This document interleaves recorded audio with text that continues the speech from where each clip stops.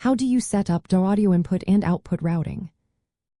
Imagine sitting down to record your podcast and everything just works smoothly. No lag, no distortion, just clear sound coming in and out.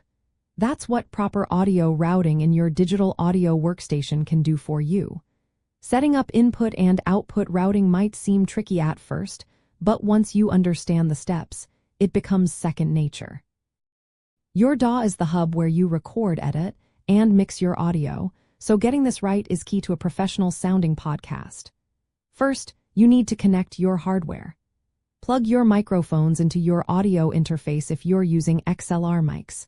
If you have USB microphones, connect them directly to your computer. Then, connect your audio interface to your computer with a USB or Thunderbolt cable. Make sure to connect headphones to your interface or computer for monitoring. Next, open your DAW and go to the Audio Settings or Preferences menu. Here, select your audio interface as the input device. This tells the DAW where to get the microphone signals from. Now, assign each microphone to a separate track. For example, if your microphones are plugged into inputs 1 and 2 on your interface, create 2 tracks in the DAW. Set track 1 to input 1 and track 2 to input 2. For most podcasting, use mono input for each mic because each voice is a single channel. When setting up output routing, select your interface or sound card as the output device in the DAW settings. This routes the sound to your headphones or speakers. Make sure each track or the master output is set to stereo so you can hear everything clearly. Use headphones to monitor your recording live. If you have multiple audio devices, you might need to create an aggregate device. On Mac computers, this combines several inputs and outputs into one virtual device. You can do this through the Audio MIDI Setup utility. Once everything is connected and configured, test each microphone by speaking into it.